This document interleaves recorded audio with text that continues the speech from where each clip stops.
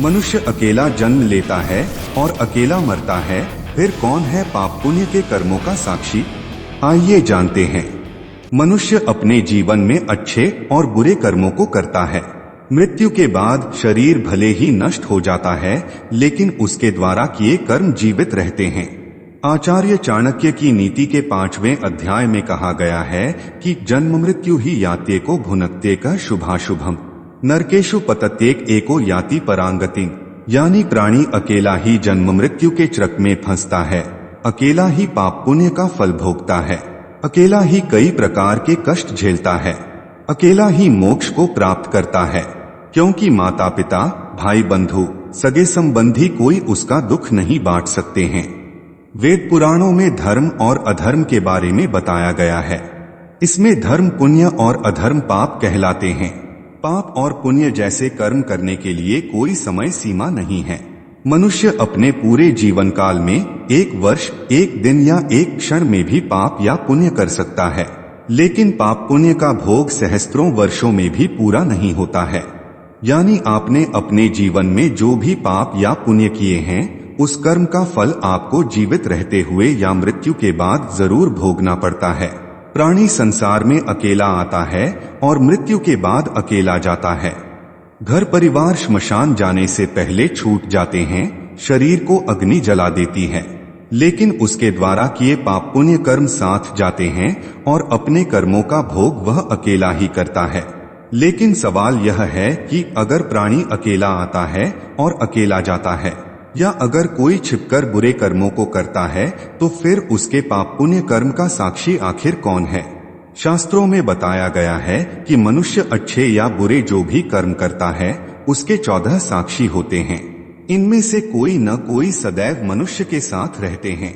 मनुष्य के कर्म के 14 साक्षी इस प्रकार हैं: सूर्य, चंद्रमा, दिन, रात, संध्या, जल, पृथ्वी, अग्नि, आकाश, वायु, इंद्रियां, काल, दिशाएं और धर्म। सूर्य, ऋग्वेद में सूर्य को सभी प्राणियों का प्रेरक भी कहा गया है, क्योंकि इसके उदय से सभी प्राणी अपने कार्य में लग जाते हैं। इसमें सूर्य को उरुचक्षा भी कहा गया है, जिसका अर्थ है कि सूर्य मनुष्य के सभी पाप और पुण्य कर्मों का अवलोकन भी करता है। सूर्य ये हमारे कर्मों की गवाही देते हैं, लेकिन सिर्फ दिन में किए गए पाप या पुण्य। चंद्रमा रात में किए गए बुरे या अच्छे कर्मों की गवाही चंद्रदेव देते हैं। संध्या, जब सूर्य और चंद्र नहीं रहते तब संध्या कर्मों की गवाही देती है। काल और इंद्रियां, कोई भी कर्म इंद्रियों के सहयोग से और किसी समय ही किया जाता है, इसलिए ये भी गवाही देते हैं। पंच महाभूत पृथ्वी, जल, आकाश, अग्नि, वायु ये पंच महाभूत हैं जिनसे हमारा शरीर बना है। अग्नि और जल हमारे कर्मों के समय भले ना रहें, लेकिन पृथ्वी, वायु और आकाश हमारे कर्मों के प्रत्यक्ष गवाह रहते हैं। श्रवण और श्रवणी ये दोनों देव श्रेणी में आते हैं। कहा जाता है कि श्रवण और श्रवणी बहुत स्पष्ट और दूर तक सुनने की क्षमता रखते हैं। जिस तरह सूरज रात में नहीं रहता है और चंद्रमा दिन में नहीं रहता है, अग्नि भी निरंतर जलती हुई नहीं रहती है, लेकिन दिन, रात और संध्या में कोई एक तो है जो हर समय जरूर रहता है। संसार में भी ऐसा कुछ है जो हमेशा प्राणी के साथ रहता है। उस कर्म का प्रभाव मनुष्य के ग्रह नक्षत्रों व पंचमहाभूतों पर पड़ता है। जब मनुष्य कोई गलत कार्य करता है, यमराज के सामने इनको भी गवाही के लिए बुलाया जाता है। इस तरह हम बुरे कर्मों को करके बच नहीं सकते। आज नहीं तो कल दंड भोगना ही पड़ेगा। क्षण भर में हम ऐसा कर्म कर सकते हैं जिसका पाप या पुण्य जन्म जन्मांतर तक भोगना पड़ सकता है। हमारे शरीर की क्षमता सीमित है, इसलिए कर्मों का दंड भोगने के लिए जीवात्मा को सूक्ष्म शरीर दिया जाता है, पुनर्जन्म होता है या अंतरिक्ष में भटकने के लिए छोड़ दिया जाता है। पाप और पुण्य, वेदों में जिन कर्मों का विधान है वे धर्म, पुण्य हैं और उनके विपरीत कर्म अधर्म, पाप कहलाते हैं।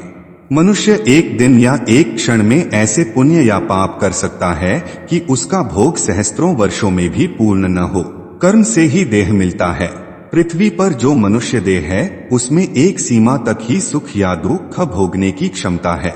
जो पुण्य या पाप पृथ्वी पर किसी मनुष्य देह के द्वारा भोगने संभव नहीं, उनका फल जीव स्वर्ग या नरक में भोगता है।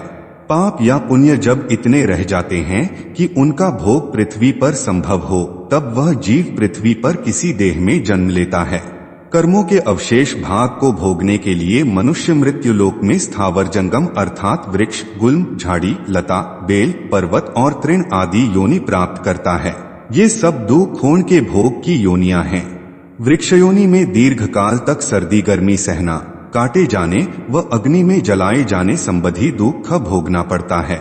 यदि जीव कीट योनि प्राप्त करता है तो अपने से बलवान प्राणियों द्वारा दी गई पीड़ा सहता है।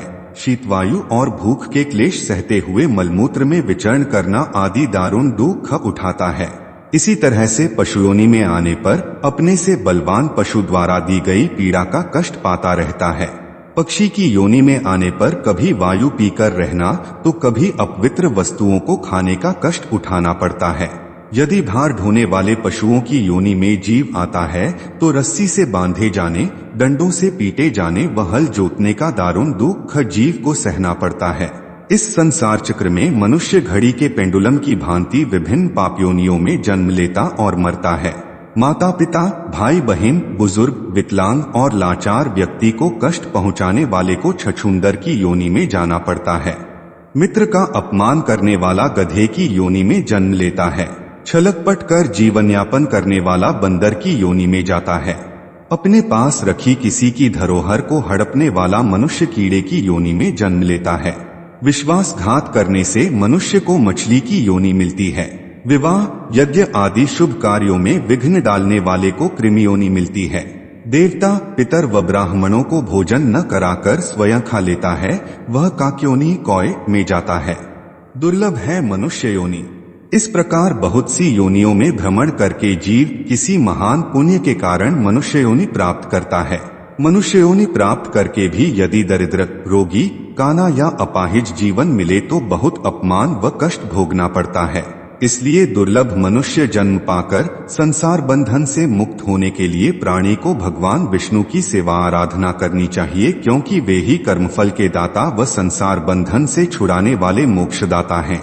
भगवान विष्णु के जो स्वरूप हैं, उनकी भक्ति करने से मनुष्य संसार सागर आसानी से पार कर परमधाम को प्राप्त करता है। भगवान विष्णु ने बताया संसार सागर से पार होने का उपाय। भगवान विष्णु ने संसार सागर से पार होने का उपाय भगवान रुद्र को बताते हुए कहा कि विष्णु सहस्त्र नाम स्तोत्र से मेरी नित्य स्तुति करने से मनुष्य भवसागर को सहज ही पार कर लेता है। जिस जीव को भगवान का धाम प्राप्त हो जाता है, वह भगवान की इच्छा से उनके साथ या अलग से संसार में दिव्य जन्म ले सकता है। वह कर्म बंधन में नहीं बंधा होता है। संसार में भगवत कार्य समाप्त करके वह पुनः भगवत धाम चला जाता है। मनुष्य बिना कर्म किए रह नहीं सकता। कर्म करेगा तो पाप पुण्य दोनों होंगे, लेकिन जो मनुष्य सब में भगवत दृष्टि रखकर भगवान की सेवा के लिए, उनकी आज्ञा का पालन करने के लिए और भगवान की प्रसन्नता के लिए कर्म करता है, तो उसके कर्म भी अकर्म बन जाते हैं और कर्म बंधन में नहीं बांधते हैं। वह संसार में रहते हुए भी नित्य मुक्त है। तत्वज्ञानी पुरुष संसार के आवागम से मुक्त हो जाते हैं। उनके प्राण निकलकर कहीं जाते नहीं, बल्कि परमात्मा में लीन हो जाते हैं। सती स्त्रियां, युद्ध में मारे गए वीर और उत्तरायण के शुक्ल मार्ग से जाने वाले योगी मुक्त हो जाते हैं। गीता में शुक्ल तथा कृष्ण मार्ग कहकर दो गतियों का वर्णन है। जिनमें वासना शेष है, वे धुएं, रात्रि, कृष्ण पक्ष, दक्षिणायन के देवताओं द्वारा ले जाए जाते हैं। ऊर्ध्वलोक में अपने पुण्य भोग कर वे फिर पृथ्वी पर जन्म लेते हैं। जिनमें कोई वासना शेष नहीं है, वे अग्नि, दिन, शुक्ल पक्ष, उत्तरायण के देवताओं द्वारा ले जाए जाते हैं। वे फिर पृथ्वी पर जन्म लेकर नहीं लौटते हैं। पितृलोक, यह एक प्रकार का प्रतीक्षालोक है।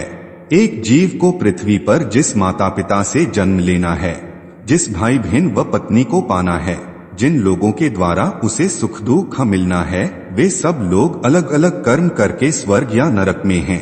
जब तक वे सब भी इस जीव के अनुकूल योनि में जन्म लेने की स्थिति में न आ जाएं, इस जीव को प्रतीक्षा करनी पड़ती है।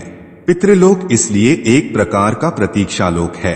प्रेतलोक, यह नियम है कि मनुष्य की अंतिम इच्छा या भावना के अनुसार ही उसे गति प्राप्त होती है।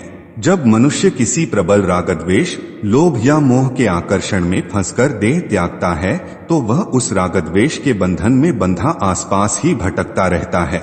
वह मृत पुरुष वायवीय देह पाकर बड़ी यातना भरी योनि प्राप्त करता है। इसीलिए कहा जाता है अंतमति सोगति।